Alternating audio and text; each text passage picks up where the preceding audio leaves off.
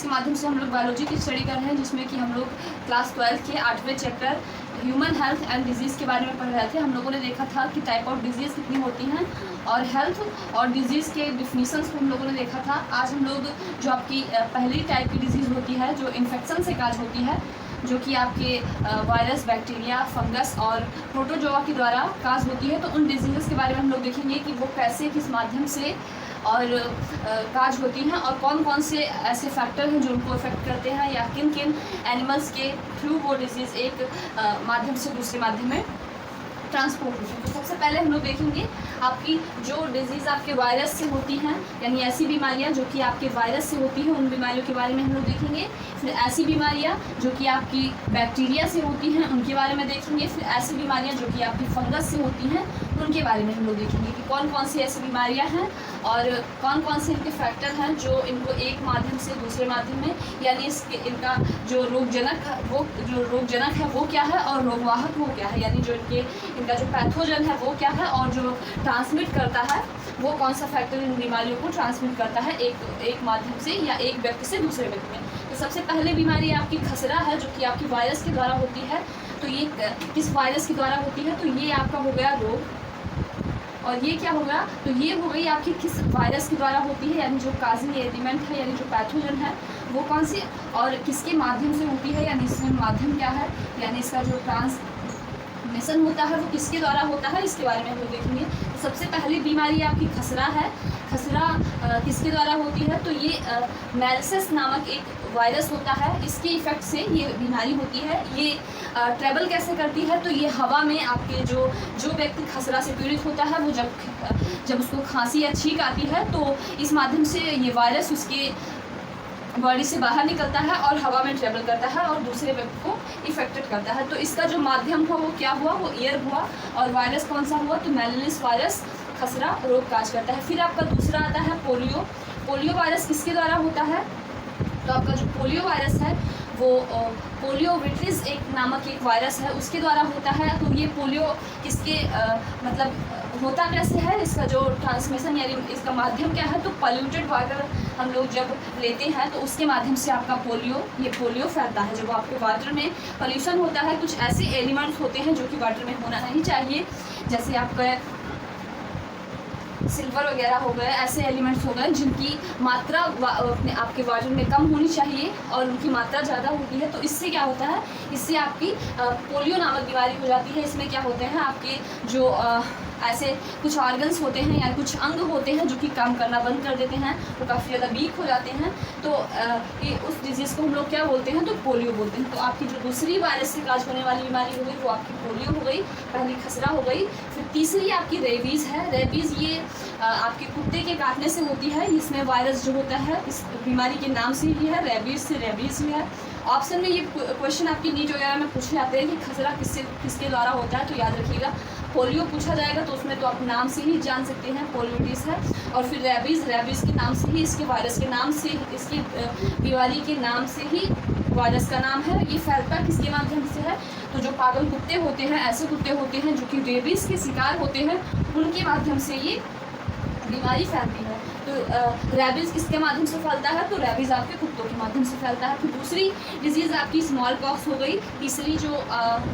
तीसरी हो गई वो क्या है? तो वो स्मॉल पॉक्स है। स्मॉल पॉक्स जो आपकी फेरिला नामक वायरस से फैलती है। ये भी जो इन्फेक्टेड व्यक्ति होता है उसके कांटेक्ट में आने पर जब एयर चलती है, हवा चलती है, तो उसके प्रभाव से ये बीमारी एक व्यक्ति से दूसरे व्यक्ति में ट्रांसमिट होती है। तो वो आपकी क्या हो गई? वो आपकी स्मॉल पॉक्स हो गई। तो इसका भी माध्यम आपका क्या हो गया? इसका भी माध्यम आपका एयर हो गया। फिर दूसरी आपकी डिजीज़ जो आती है पाँचवीं डिजीज़ जो कि गर्ल्स हुआ है, ये आपकी जो प्रीमियम स्केला पम्प्स नामक एक वायरस होता है, इसके माध्यम से ये डिजीज़ फैलती है। ये इसका भी माध्यम जो होता है वो ईयर होता है, क्योंकि जब इन्फेक्टेड व्यक्ति की बॉडी में वायरस होते हैं, वो छींकता है या खांसता है, तो उस माध्यम से वो वायरस कहाँ पे जाते हैं? तो वो वायरस आपके ईयर में जाते हैं और इससे जो नॉर्मल पर्सन होता है उसको भी ये बीमारी हो जाती है। तो ये आपकी कुछ बीमारियाँ हैं जो कि आपकी NCERT में दी गई थी। ये आपकी वायरस से होने वाली बीमारियां हैं। तो याद रखिएगा, खसरा, पोलियो, रेबीज, स्मॉल पॉक्स और गलजुआ।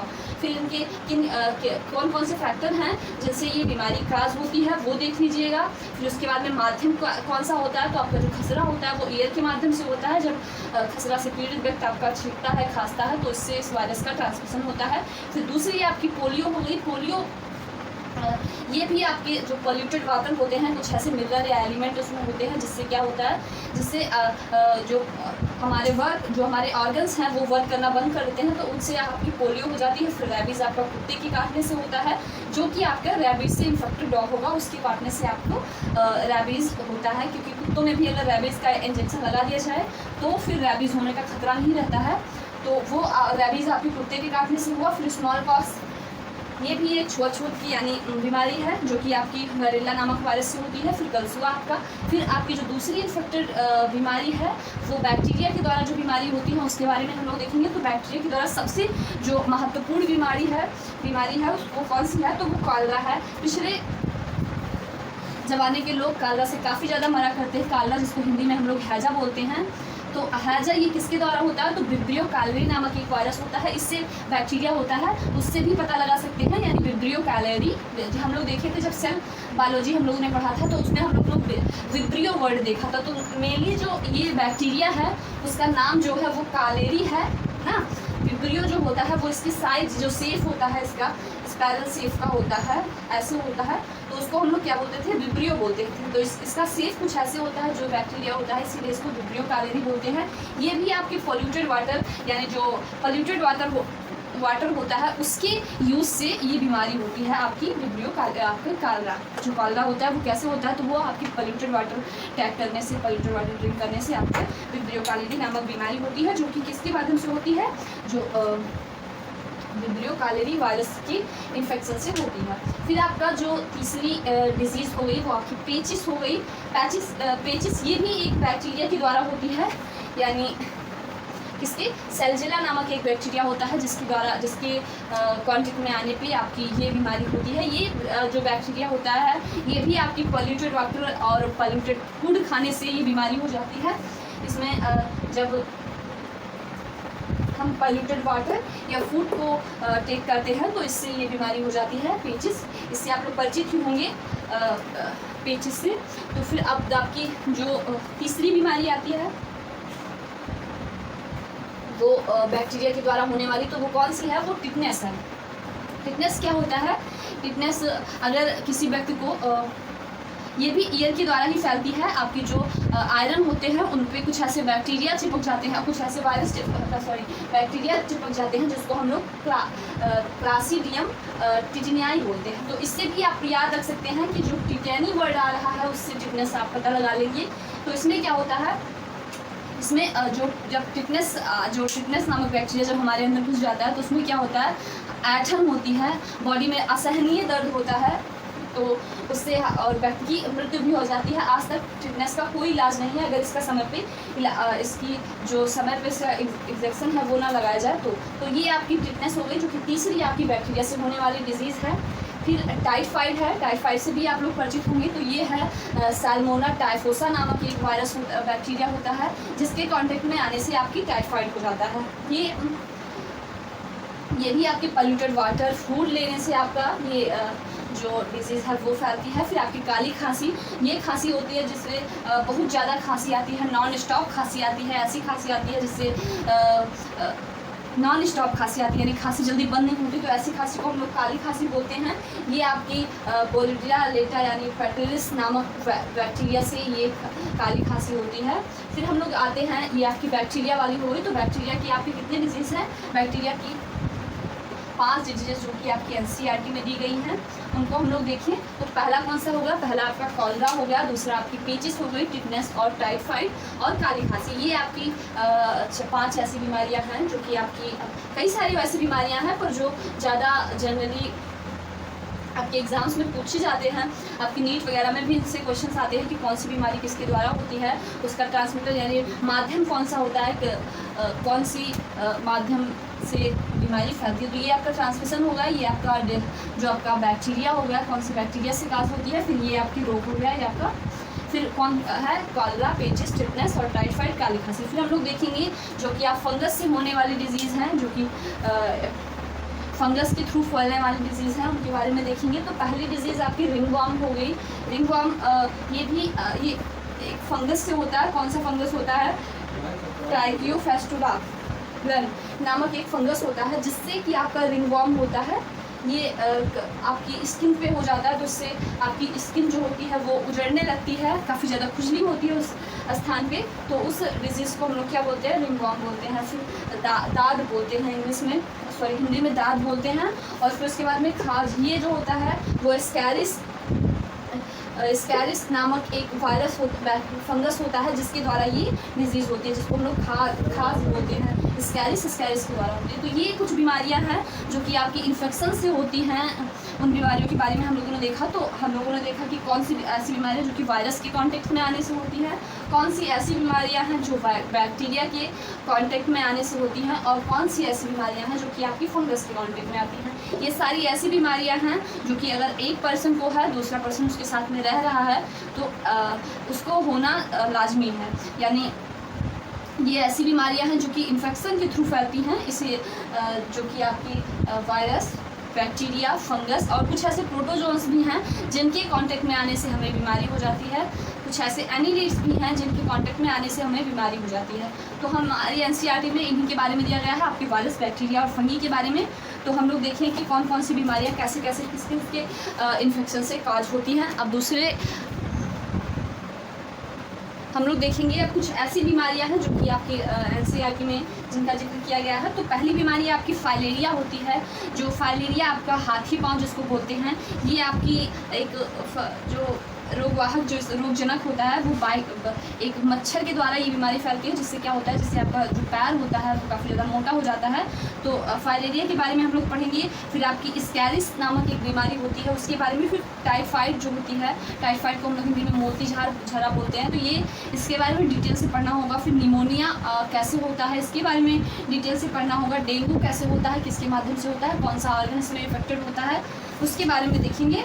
और स्वाइन फ्लू, जो आपका स्वाइन फ्लू है, ये किसके माध्यम से फैलता है। फिर आपका जनरली जो जुखाम है वो कैसे होता है, इसके बारे में हम लोग देखेंगे। जुखाम को हम लोग सामान्य ठंड भी बोलते हैं, तो ये कैसे होता है, इसके बारे में देखेंगे। फिर अतिसार यानी जो आपकी पेचिस है वो कैसे होता है, डायरिया है वो कैसे होता है, उसके बारे में हम लोग देखेंगे कि कौन कौन से अंग इस पर प्रभावित होते हैं। रिंगवॉर्म जो है उस पर आपका कौन सा अंग प्रभावित होता है, उसके बारे में देखेंगे। फिर आपका जो सेकंड इसका टॉपिक आएगा वो आएगा इम्यूनिटी, यानी प्रतिरक्षा। आपकी प्रतिरक्षा क्या होती है, इम्यूनिटी क्या होती है, इसके बारे में हम लोग देखेंगे कि जो आपकी इम्यूनिटी होती है वो कौन सी इम्यूनिटी होती है, कितने टाइप की इम्यूनिटी होती है, इसके बारे में हम लोग आज देखेंगे थोड़ा सा आपकी इम्यूनिटी के बारे में। तो हम लोग देखेंगे कि इम्यूनिटी आपकी जो होती है वो कितने टाइप की होती है। तो पहली इम्यूनिटी होती है वो आपकी सहज प्रतिरक्षा जिसको हम लोग बोलते हैं। ये आप में कैसे होती है, आप बचपन से जो इनिशियल जो आपकी इम्यूनिटी होती है जिसको हम लोग सहज प्रतिरक्षा बोलते हैं, ये आपकी बचपन से होती है। आपकी माँ से ये इम्यूनिटी आपको मिलती है।